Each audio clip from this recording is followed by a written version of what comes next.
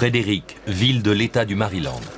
Plus de 40 ans après sa mort, on exhume le corps du docteur Frank Olson, un scientifique ayant travaillé à la CIA. Son fils, Eric, est convaincu qu'il a été exécuté par des agents du gouvernement américain pour avoir voulu quitter l'agence de renseignement.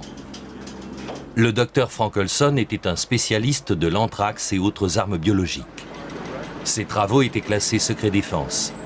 Les médecins légistes de l'université George Washington pratiquent une autopsie et concluent qu'Olson a probablement été assassiné.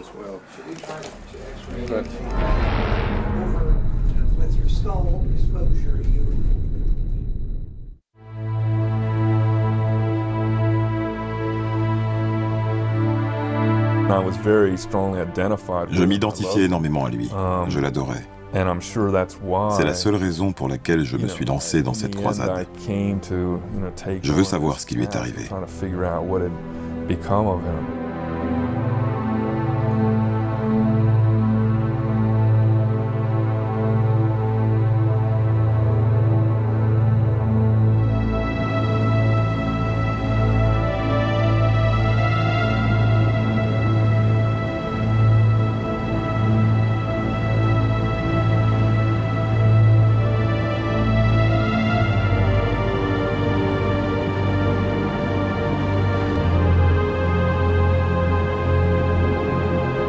8 ans se sont écoulés depuis l'exhumation. Eric Olson enquête toujours sur les causes de la mort de son père en novembre 1953. Eric avait 9 ans à l'époque. Aîné de 3 enfants, il s'est donné pour but de résoudre le mystère entourant la mort de leur père.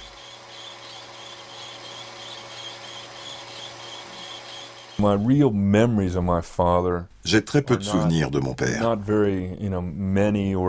Ils sont confus, car le traumatisme causé par sa mort en a effacé beaucoup. Les circonstances de sa mort restent obscures et tabous. C'était un sujet dont personne ne voulait parler. Eric Olson s'est installé dans la maison que son père a fait bâtir à Frédéric en 1950. À cette époque, Frank Olson était l'un des biochimistes responsables du centre de recherche sur les armes biologiques de l'armée américaine, situé non loin. Les lettres piégées à l'anthrax qui ont fait 5 morts et contaminé plusieurs personnes l'obsèdent chaque jour. Y a-t-il un lien entre la mort de son père, plusieurs décennies auparavant, et les actes de terrorisme actuels ?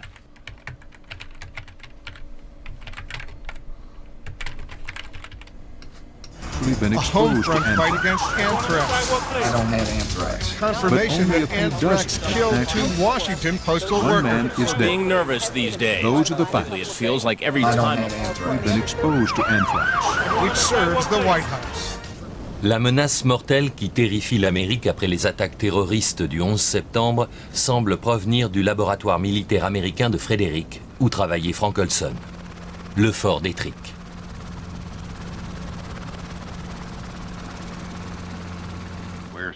Ce laboratoire d'armes biologiques a été fondé en 1943.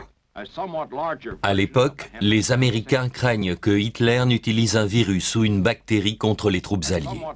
Ils produisent rapidement un masque à gaz et des armes à l'anthrax pour pouvoir riposter. Mainly protective masks and clothing that resist bacteria. Capitaine d'armée, le docteur Frank Olson est l'un des premiers chercheurs du fort d'Ettrick. Il travaille avec Norman Cournoyer. Tous deux deviennent amis. Leurs premiers fils respectifs naissent en 1944 à quelques jours d'écart.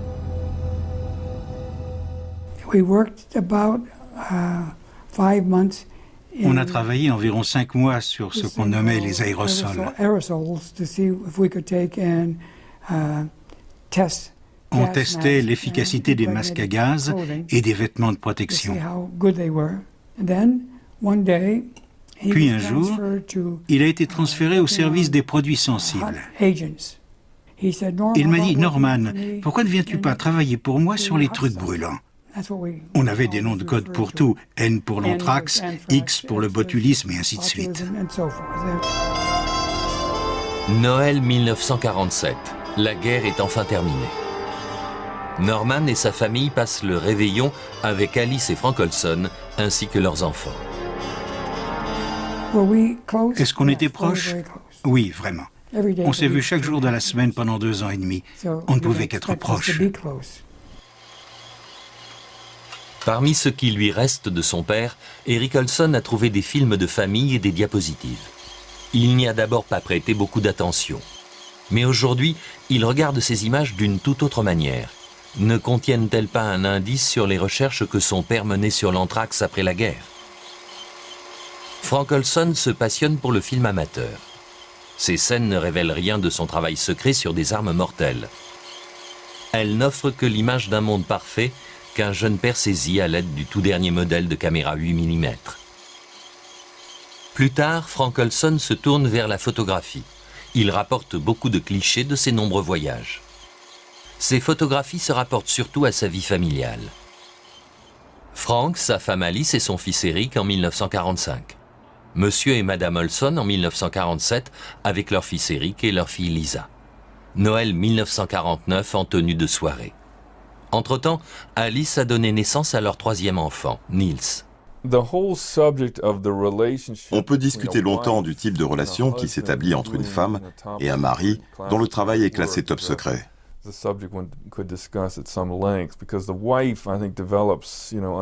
La femme peut développer une étrange manière intuitive d'interpréter les non-dits, et elle connaît les limites de ce qu'elle peut demander. Pendant très longtemps, et évidemment dès ses débuts à Détrick, mon père était très sensible à la mort ou à la survie des singes. Quand il rentrait pour le déjeuner et qu'il affichait une certaine expression, elle savait immédiatement que cela signifiait que les singes étaient morts ce matin-là et que l'expérience était une réussite. Arthur Vidic est le beau-frère de Frank Olson. Les deux familles passaient régulièrement leurs vacances ensemble. Vidic se rappelle Frank Olson comme un patriote américain travaillant avec enthousiasme pour le programme militaire d'armement biologique. Il croyait à ce qu'il faisait. Il sentait que le travail qu'il effectuait au centre de Frederick était important pour les États-Unis. Il se considérait comme particulièrement loyal et patriotique. Cette attitude de loyauté était une manière d'afficher son américanisme.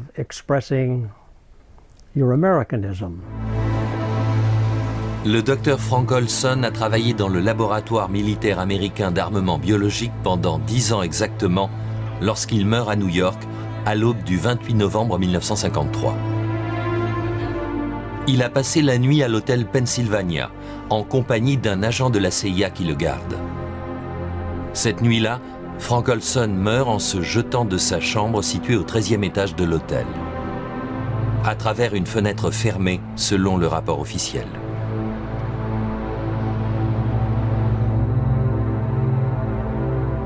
Niels, le plus jeune des enfants Olson, a raturé l'article de presse au crayon rouge.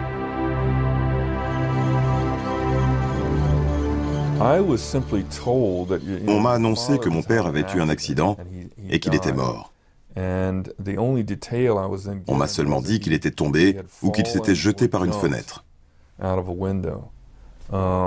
Je me souviens très bien que cela m'avait totalement abasourdi. À 9 ans, j'étais assez vieux pour saisir le lien de cause à effet. Et je ne parvenais pas à comprendre ce que signifiait tomber par la fenêtre. Comment peut-on tomber par une fenêtre au milieu de la nuit? Qu'est-ce que cela veut dire? Eric ne comprend pas. Pour sa mère, la mort de son père devient un tabou.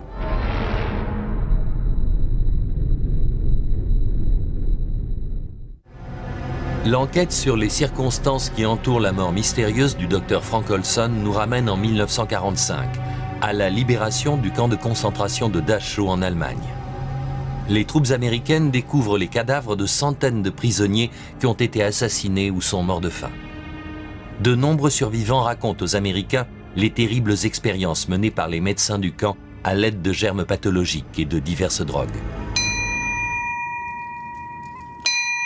Quelques semaines plus tard, l'élite des chercheurs de l'Allemagne nazie est arrêtée et interrogée par des officiers américains dans le château de Kranzberg, au nord de Francfort. C'est l'opération Dustbin, ou opération poubelle. L'armée américaine espère récupérer et exploiter ce que les scientifiques allemands ont découvert pendant la guerre. Parmi les prisonniers du château de Kranzberg se trouve le professeur Hermann Oberth, le spécialiste des fusées, qui collectionne les autographes de ses confrères. Certains des plus grands savants de l'Allemagne nazie ont travaillé sur les armes bactériologiques et testé les effets mortels de certains microbes sur les êtres humains à Dachau et dans d'autres camps de concentration. L'un d'eux est le professeur Kurt Blom. Blom était le chef adjoint des services de santé du Troisième Reich et dirigeait la recherche allemande sur les armes biologiques. Blom fait partie des médecins des camps de concentration jugés par le tribunal militaire de Nuremberg. Il risque la peine de mort. Malgré l'existence de preuves suffisantes contre lui, Kurt Blom est acquitté à Nuremberg. Les Américains ont d'autres projets le concernant.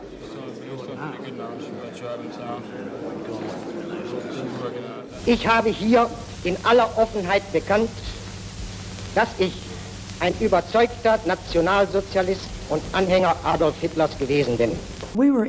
Toute personne ayant travaillé sur les armes biologiques nous intéressait. Les nazis voulaient-ils en faire usage? Oui, bien sûr, ils voulaient utiliser tout ce qui pouvait tuer. Tout. Les Américains épargnent à Kurt Blom, qu'on voit ici à gauche, la mort par pendaison. En retour, il leur fournit des informations sur le programme d'armement biologique nazi. L'un des spécialistes qui interroge Blom s'appelle Donald Falconer. C'est un ami et un collègue de Frank Olson. Falconer est responsable de l'élaboration des bombes à l'anthrax. Aujourd'hui, plus de 50 ans plus tard, Donald Falconer vit dans une maison de retraite, non loin de Frédéric.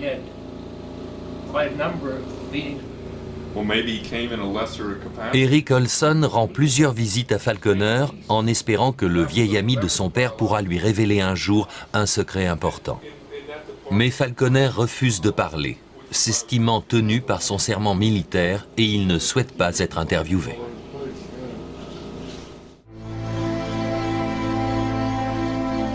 Dans l'un des films de son père, à la suite d'une séquence sur son grand-père, Eric découvre des images qui dévoilent un vol secret d'épandage sur des cultures ayant lieu en 1947.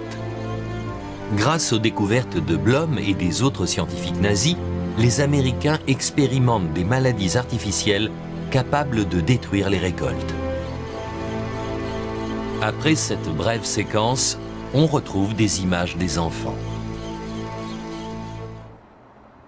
Au même moment, à Fort Detrick, on développe un gigantesque programme d'armement bactériologique à base de spores d'anthrax qui s'avère très résistant et parfaitement adapté à une guerre biologique. L'anthrax est cultivé dans ce bâtiment, puis placé dans des bombes.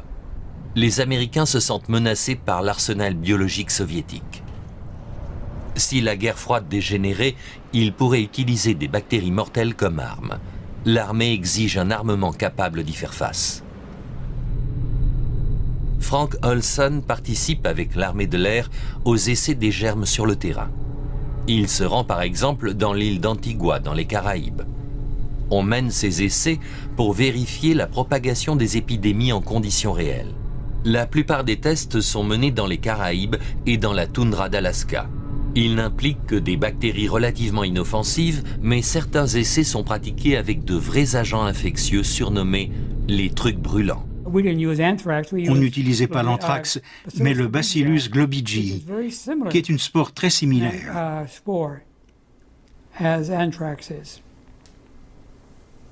Ce qu'on faisait n'était donc pas très catholique.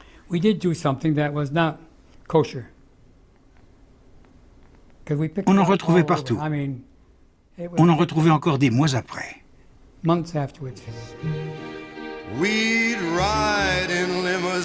En mission secrète en Californie, Olson et son équipe remontent la côte Pacifique à bord d'une décapotable jaune pour préparer une expérience prévue dans la baie de San Francisco. Ils vont y lâcher des spores pour tester la vulnérabilité de la ville à une tentative de sabotage russe. Menant la belle vie en apparence, Frank Olson se plie difficilement aux règles. Son attitude non conformiste semble en contradiction avec son travail pour l'armée. En octobre 1949, on suspecte Olson d'avoir divulgué des secrets d'État. Les services de renseignement militaire l'interrogent. Olson s'est montré passablement agacé par la conduite de l'interrogatoire durant l'entrevue. Cette attitude paraît lui être familière selon les personnes qui l'ont rencontré à Détrick.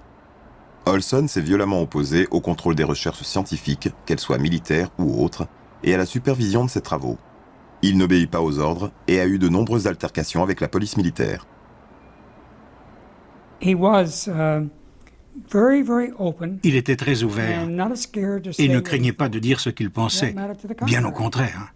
Il s'en fichait. Frank Olson n'y allait pas de main morte. Je crois que c'est ce qui leur faisait peur. J'en suis certain. Il n'hésitait pas à parler. Est-ce que c'est ce qu'il a perdu? C'est possible.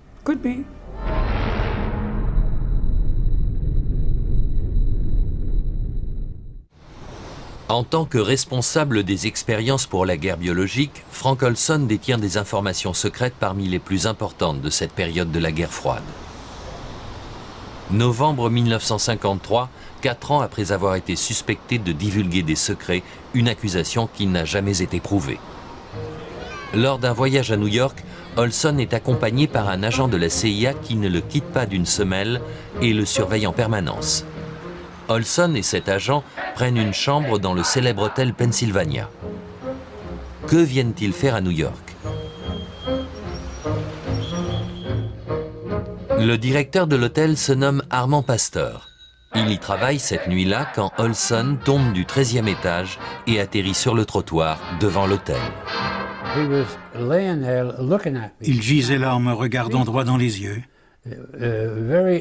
Il essayait de parler, les yeux grands ouverts, mais il y avait du sang partout. Il saignait du nez, du sang coulait de ses yeux et de ses oreilles. Un os sortait de son bras gauche, saillant vers le haut. Je tentais de lui parler, mais nous ne communiquions pas vraiment parce que je ne parvenais pas à comprendre ce qu'il disait. Puis il est mort. Pastor prévient la police et les accompagne au 13e étage. Après s'être renseigné, il déduit qu'Olson a dû tomber de la chambre 1018A et que probablement une autre personne s'y trouve aussi. Je leur ai dit 1 minute. Il doit y avoir quelqu'un d'autre là-dedans. Ils se sont mis sur leur garde, ont dégainé leurs armes et m'ont dit « Ouvrez la porte et on entre ». J'ai ouvert la porte avec ma clé et ils s'y sont engouffrés. Il y avait un type assis sur la commode, les bras sur les genoux, qui se tenait la tête.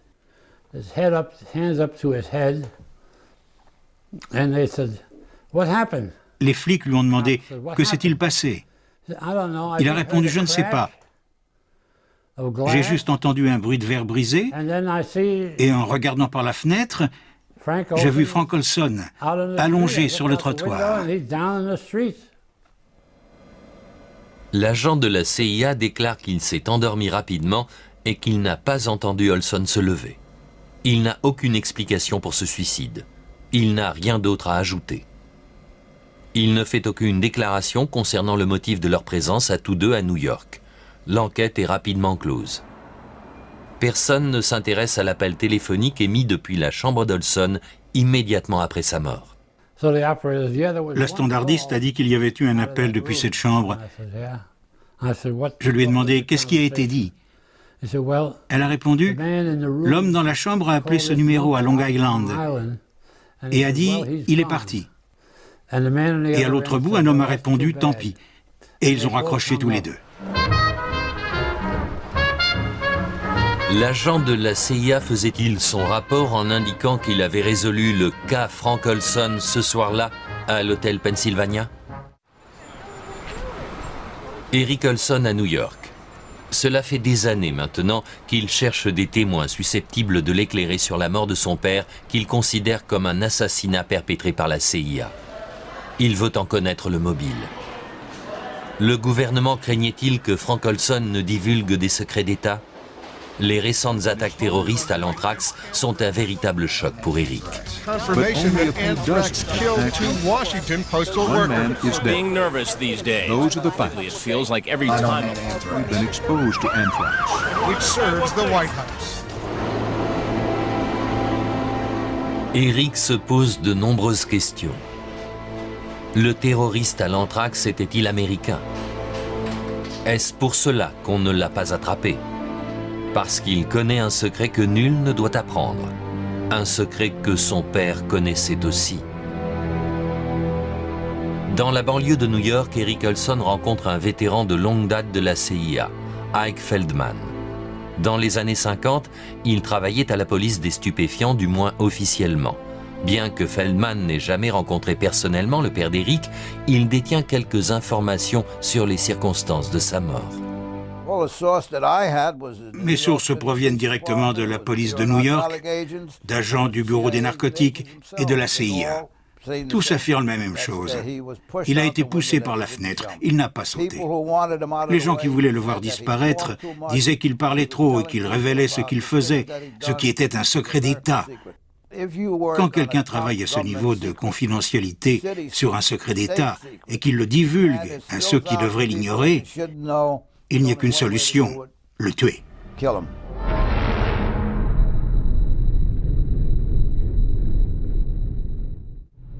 En avril 1950, le docteur Frank Olson se voit attribuer un passeport diplomatique, ce qui n'est pas habituel pour un scientifique militaire.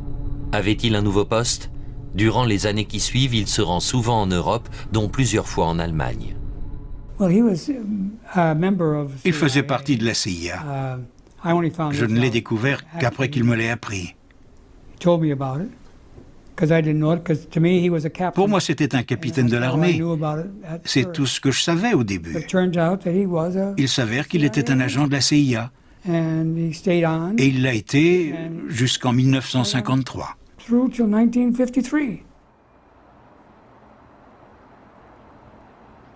Parmi les diapositives de Frank Olson, des photographies prises à Francfort et à Heidelberg. Ces villes abritent les plus importantes installations de l'armée américaine en Allemagne. On trouve aussi une photo du quartier général top secret de la CIA en Allemagne, situé dans les bâtiments de IG Farben, au cœur de Francfort.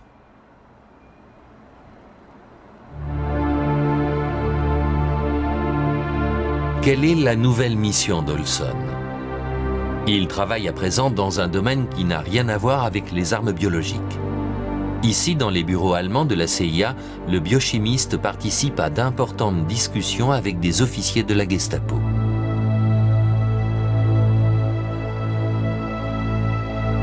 Il fréquente de plus en plus d'autres agents de la CIA, dont un certain John McNulty.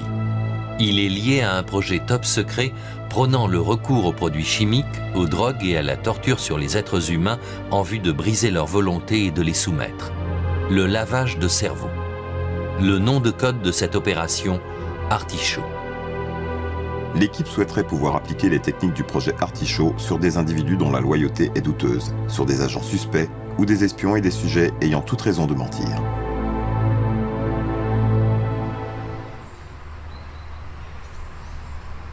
À Oberursel, dans le massif du Taunus, au nord de Francfort, l'armée américaine a installé un centre d'interrogatoire discret caché dans de vieilles maisons à colombages, le camp King. Au début, on y garde principalement des agents soviétiques et des transfuges d'Allemagne de l'Est que la CIA considère comme des espions communistes. Des équipes spéciales, surnommées les durs à cuire, interrogent les prisonniers. Au sortir de la guerre, les Américains recrutent l'ancien SS Franz Gaidosch pour tenir le bar du mess des officiers du camp King. Pendant l'année 1962, dans le centre d'interrogatoire top secret, Gaidosch croise parfois un autre Allemand, le professeur Kurt Blom. Pendant longtemps, Blom a été le médecin de Camp King. Il en dirigeait aussi la clinique. Bien qu'ancien médecin dans un camp de concentration, Il était le protégé des Américains. Il menait des expériences. Le passé de Blum ne perturbe guère les officiers américains qui mènent la belle vie au camping. L'ancien médecin des camps de concentration se doutait-il qu'il mettait son expérience au service de leur propre expérimentation sur des êtres humains? Un conseiller de la CIA prépare les expériences du projet Artichaut dès le début septembre 1951. À Oberursel, on évoquait de plus en plus les signes et les symptômes de l'usage de drogue. On devait s'intéresser à l'utilisation de drogue générant l'amnésie. Bien sûr, leur méthode était inhumaine. Ils exerçaient beaucoup de pression. Il existe de nombreux moyens pour briser les gens. Au Camp King, tout le monde connaissait les durs à cuire. Ils tentaient de vous arracher par tous les moyens ce que vous ne vouliez pas révéler.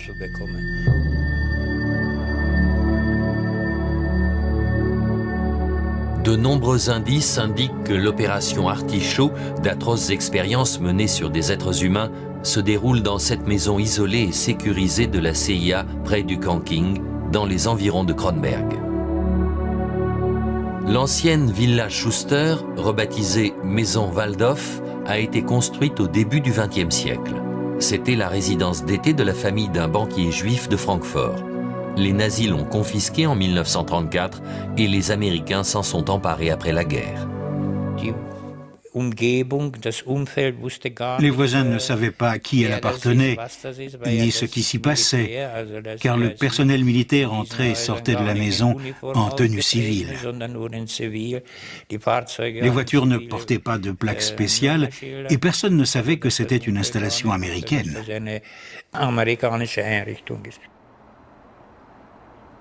En juin 1952, dans la maison Waldhof, la CIA entame des expériences sur le lavage de cerveau à l'aide de nombreuses drogues, d'hypnose et probablement de torture.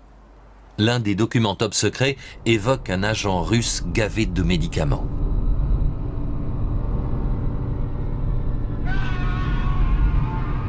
Ces expériences ont pour objectif de manipuler l'esprit humain dans le but d'extorquer des secrets au sujet, puis d'effacer leurs souvenirs afin qu'ils ne puissent pas se rappeler ce qui leur est arrivé.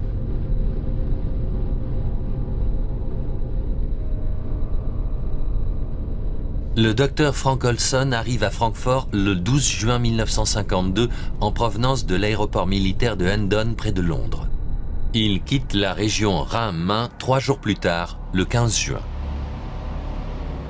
Le 13 juin, des expériences sont menées sur le patient numéro 2, un homme suspecté d'être un agent double soviétique.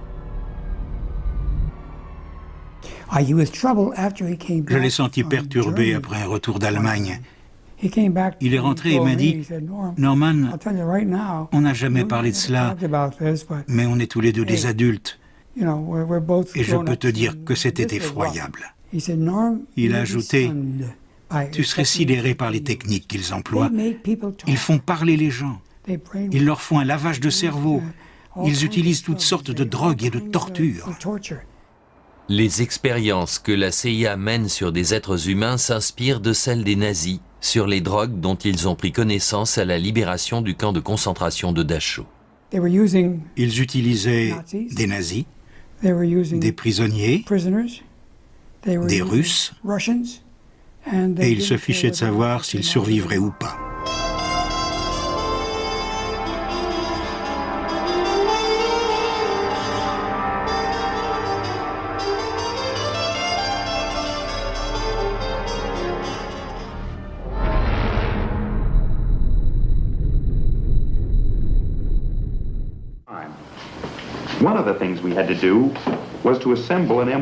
Pendant ce temps, l'armée américaine mène d'importantes expériences sur une nouvelle drogue miracle, le LSD. Ici, par exemple, on demande à un soldat d'assembler un fusil sous l'effet de l'hallucinogène.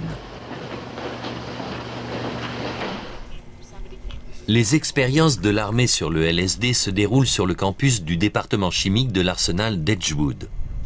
Les chercheurs qui travaillent dans ces laboratoires au début des années 50 et qui collaborent étroitement avec Frank Olson traquent de nouvelles substances hallucinogènes.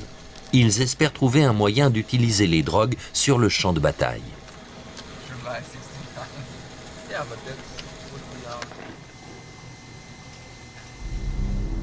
Le docteur Fritz Hoffmann, un chimiste de l'ex-Allemagne nazie, a été recruté quelques années plus tôt pour accélérer la recherche sur de nouvelles substances altérant le comportement. Immédiatement après la guerre, il courtise les Américains pour obtenir un poste aux États-Unis. À cette époque, les États-Unis s'intéressaient aux drogues capables de modifier l'humeur du sujet, depuis le LSD jusqu'au benzylate de quinuclidinyle et tous les autres psychotropes.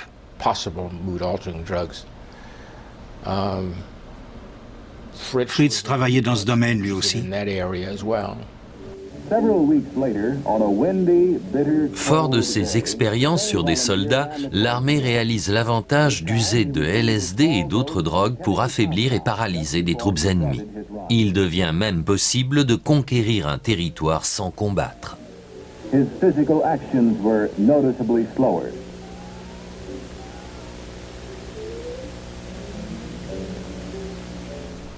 Peu après, la CIA commence à mener ses propres expériences sur le LSD dans Bedford Street, dans le quartier new-yorkais bohème de Greenwich Village.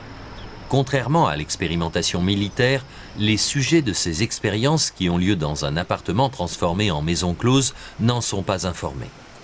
La CIA engage des prostituées qui versent du LSD dans les boissons de leurs clients et les incite à divulguer des secrets.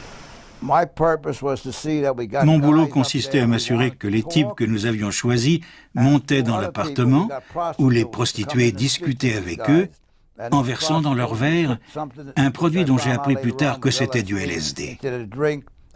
Elles devaient les faire parler d'affaires criminelles, de sécurité ou de stupéfiants.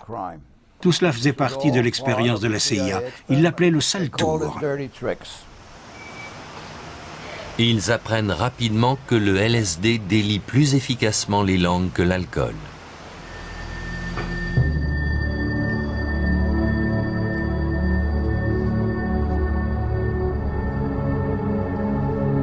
Le lac Deep Creek, dans le Maryland, à 3 heures de route de Washington. Le service de la CIA qui dirige l'opération Sale Tour se réunit dans une maison de vacances isolée au bord du lac avec 10 de ses chercheurs en novembre 1953. Cette réunion concerne l'opération Artichaut. Selon l'invitation officielle, il s'agit d'une conférence de journalistes sportifs. Mais en réalité, les participants, dont Frank Olson, sont soumis au LSD. L'une des boissons est droguée. La CIA affirmera qu'elle menait une sorte d'essai interne sans que les cobayes ne le sachent. Je ne crois pas ce qu'on a dit, qu'il a été drogué parce qu'il était un agent de la sécurité. Il a été drogué parce qu'il parlait trop. Lorsque plus tard, Frank Olson apprend la réalité de cette expérience, il comprend immédiatement ce que cela signifie. Ils l'ont interrogé. Il est rentré le vendredi soir et il a passé tout le week-end dans cette maison avec ma mère, mon frère, ma sœur et moi. Mes parents sont restés assis sur ce canapé pendant une grande partie du week-end. C'était au mois de novembre et il y avait beaucoup de brouillard. Ils restaient assis en se tenant les mains à regarder le brouillard par la fenêtre. Puis, il lui a expliqué qu'il avait commis une terrible erreur. La CIA envoie Olson à New York en compagnie d'un agent. Un docteur travaillant pour les services secrets les rejoint dans leur hôtel et lui administre des médicaments. Frank Olson est devenu un risque pour la sécurité de la nation, mais il semble que la CIA a déjà trouvé une solution.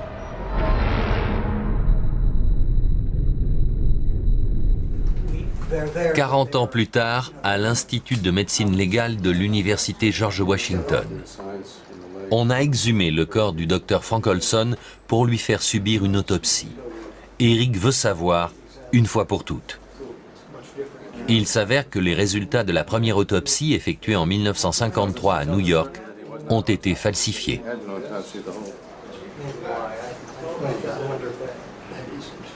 Le rapport du bureau de médecine légale de la ville de New York, que j'ai lu, est totalement erroné sur certains points très importants. Il mentionne des lacérations, des coupures qui auraient été très probablement causées par le verre lors de la chute. Il n'y a aucune lacération. Elle n'existe pas. On a aussi immédiatement repéré une hémorragie, un hématome sous-galéal, situé sous l'os du front. On peut raisonnablement expliquer sa présence par le fait que la victime a été comme réduite au silence.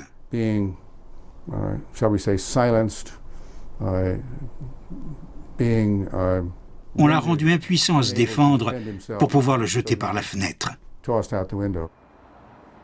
Stars organise une visite à l'hôtel Pennsylvania en présence d'Armand Pastor, le directeur qui a découvert Frank Olson cette nuit-là. Puis, il tire ses conclusions. Je crois, comme certains membres de mon équipe, pas tous, mais certains d'entre eux, qu'il s'agit d'un homicide. Cela sous-entend que Frank Olson a d'abord reçu un coup délibéré, puis qu'il a été jeté par la fenêtre ouverte de l'hôtel. Quelques mois avant ce meurtre, la CIA avait édité ce guide de l'assassinat, un manuel destiné à apprendre aux agents à tuer sans laisser de traces. Il y est écrit « L'accident le plus convaincant dans le cas d'un assassinat est une chute de 23 mètres ou plus sur un sol dur. Dans certains cas, il sera nécessaire d'assommer ou de droguer le sujet avant de le jeter dans le vide. »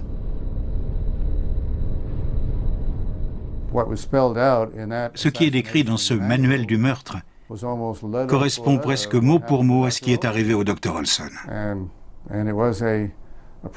C'est selon notre terminologie un protocole d'assassinat qui convient tout à fait à son cas.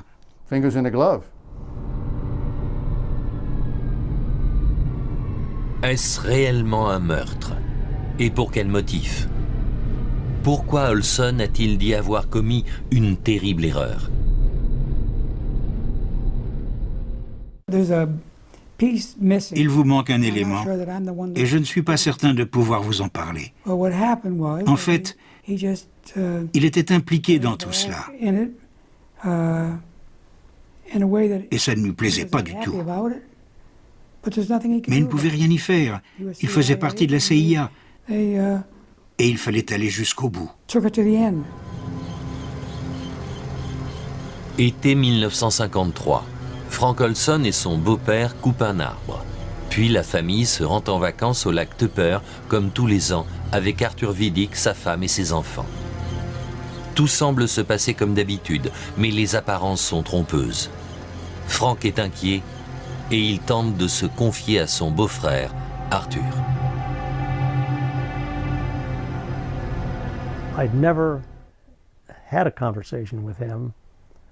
Nous n'avions jamais de conversation d'ordre moral. J'ai été très étonné qu'il mentionne la Bible, et je voyais que quelque chose le torturait. Je le sentais confronté à un problème.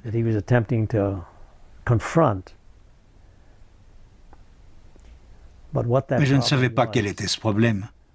Je me souviens parfaitement de son visage. Il était tendu, d'une manière que je n'avais jamais vue auparavant. Pendant que la famille goûte aux joies estivales sur le lac, Frank se replie sur lui-même. Ma mère se souvenait aussi que mon père était devenu irritable cet été-là. Elle avait compris qu'il traversait une sorte de crise. Elle voyait qu'il ne dormait pas bien, qu'il ne parvenait pas à être en paix. Il était agité, s'inquiétait pour tout. De temps en temps, il parlait de quitter Détrick, d'abandonner son travail et de suivre des études de dentiste. Elle l'encourageait à le faire si c'était ce qu'il désirait.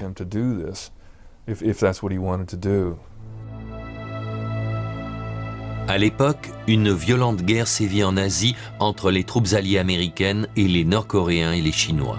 Elle dure déjà depuis 3 ans. C'est le premier affrontement tellement craint et attendu entre l'Occident et les communistes. La guerre de Corée a-t-elle un lien avec les problèmes personnels de Frank?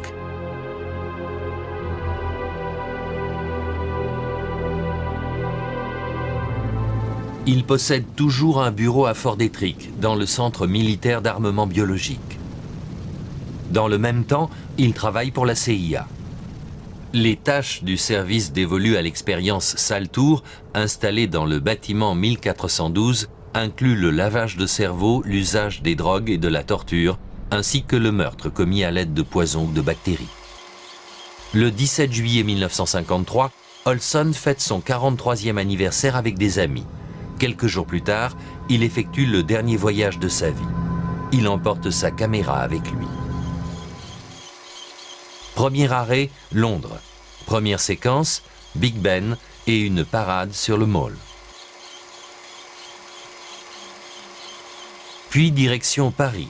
Près de la Tour Eiffel, voici ses deux collègues de la CIA assis à une terrasse de café admirant les jolies Françaises. Sur la gauche, John McNulty. Paris, Londres, Stockholm. C'est ce que Frank note sur la boîte du film. Il semble à Eric, son fils, qu'il découvre pour la première fois les dernières images de son père. Puis soudain, une vue des ruines du Reichstag près de la porte de Brandebourg et du mémorial soviétique des victimes de la Seconde Guerre mondiale.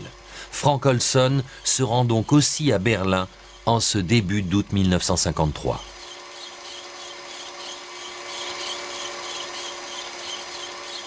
À Zehlendorf, il photographie le quartier général de l'armée américaine. Frank Olson est-il sur une mission secrète artichaut? À cette époque, on interroge plusieurs agents communistes de haut rang à Berlin. Quelques semaines seulement après le soulèvement civil dans le secteur soviétique, la ville morcelée subit une période de fortes tensions politiques et militaires. Au quartier général de Berlin, Olson semble être le témoin de méthodes d'interrogatoire brutales.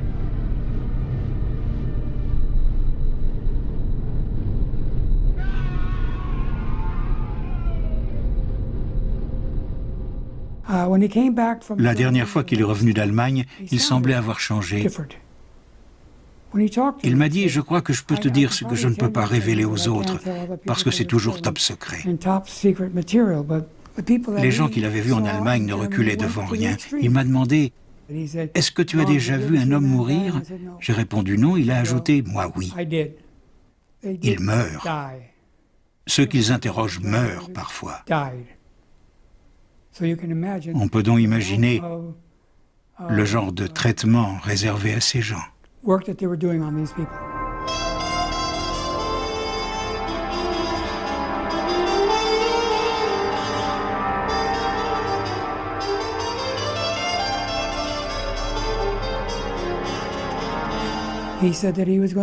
Il m'a dit qu'il allait démissionner, il me l'a dit.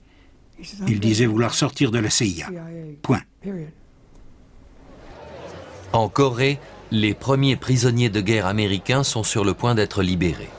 Certains d'entre eux seront accusés de haute trahison pour avoir confessé que leur propre pays a mené une guerre biologique. When my son asked me what I did in Korea, how can I tell him that I came over here and dropped germ bombs on people, destroying and bringing death and destruction? How can I go back and face my family? Leurs accusations sont-elles véridiques? Ou sont-ils, eux aussi, les victimes d'un lavage de cerveau communiste? Une chose est certaine, une fois libérés, les soldats qui ont proféré ces paroles sont à nouveau interrogés sous la torture et la drogue par leur propre pays. Ce document, classé top secret jusqu'à récemment, le confirme. Tout le monde s'accorde sur le fait que parmi les prisonniers de guerre de retour de Corée, le noyau du groupe et ceux qui ont été endoctrinés avec succès sont d'excellents sujets pour le projet Artichaut.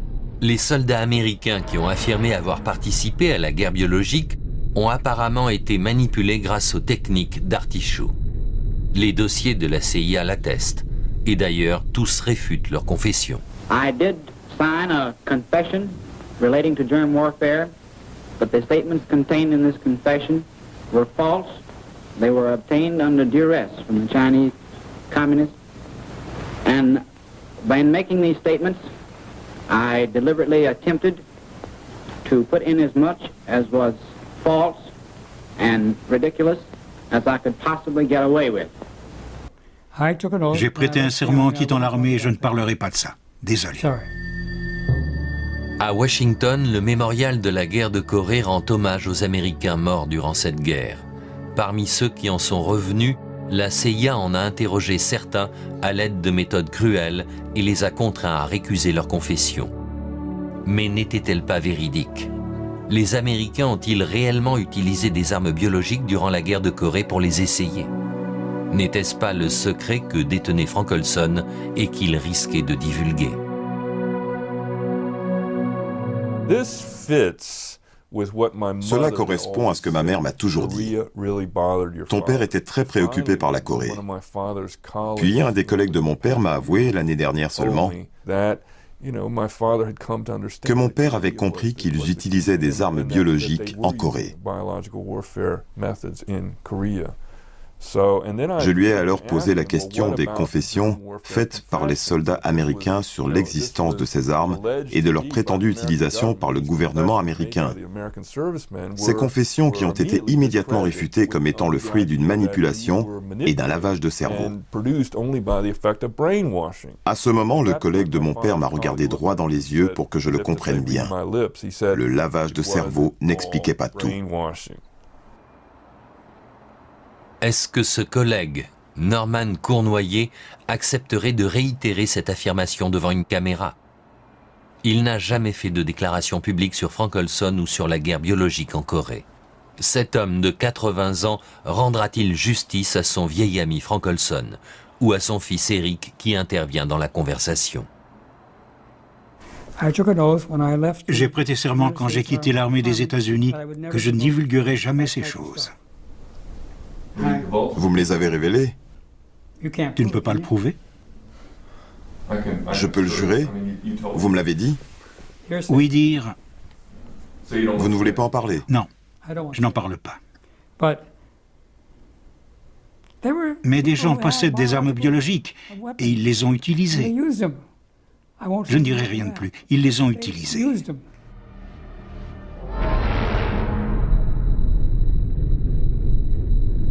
Y a-t-il là une raison pour que la CIA tue ton père? Probablement. À Frederick, dans le Maryland, où Frank Olson vivait en travaillant à la fois pour le programme secret d'armement biologique de l'armée des États-Unis et pour la CIA, le FBI cherche toujours le terroriste à l'anthrax. La plus grande enquête de l'histoire de la justice criminelle américaine est en cours depuis des mois. Si l'auteur de ce crime est accusé et jugé devant un tribunal, le gouvernement fédéral sera obligé de révéler ce qu'Eric Olson tient pour une information classée secret défense concernant les recherches illégales sur les armes biologiques, l'usage de l'anthrax lors de la guerre de Corée et le meurtre de son père.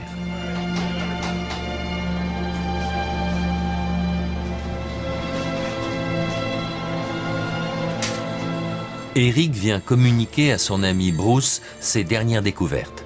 Bruce est à ses côtés depuis le début de son combat. Durant l'été 1975, le gouvernement américain n'a pas hésité à considérer que la vérité ne devait pas être dévoilée. La conspiration a lieu au plus haut niveau, à la Maison-Blanche. Elle est initiée par Donald Rumsfeld et Richard Cheney. On vient d'apprendre que la CIA avait probablement drogué son employé, Frank Olson, au LSD avant son soi-disant suicide. Rumsfeld et Cheney, secrétaires généraux de la Maison-Blanche à cette époque, recommandent au président Gerald Ford de présenter des excuses à la famille au nom du gouvernement et de lui allouer une indemnité pour éviter que l'affaire n'empire. Le mémo de la Maison-Blanche est libellé ainsi. Il existe un risque que nous soyons obligés de rendre publiques des informations classées secret défense devant une cour de justice ou une commission parlementaire.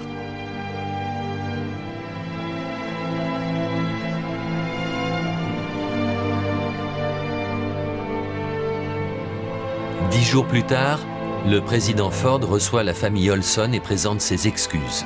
Cela lui permet de passer sous silence les secrets d'État et les causes de la mort de Frank Olson.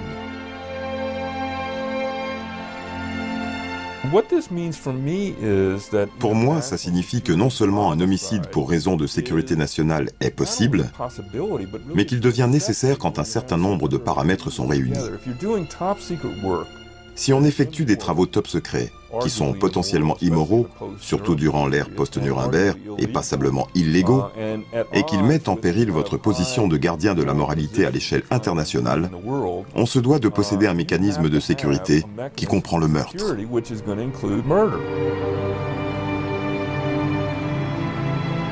Les deux personnages politiques qui ont collaboré à la conspiration de 1975, Rumsfeld et Cheney, sont de nouveau au pouvoir en tant que vice-président et secrétaire à la défense des États-Unis. Il semble que le dossier Frank Olson soit loin d'être clos, même 50 ans plus tard. C'est du moins une chose dont le fils de Frank Olson est maintenant certain.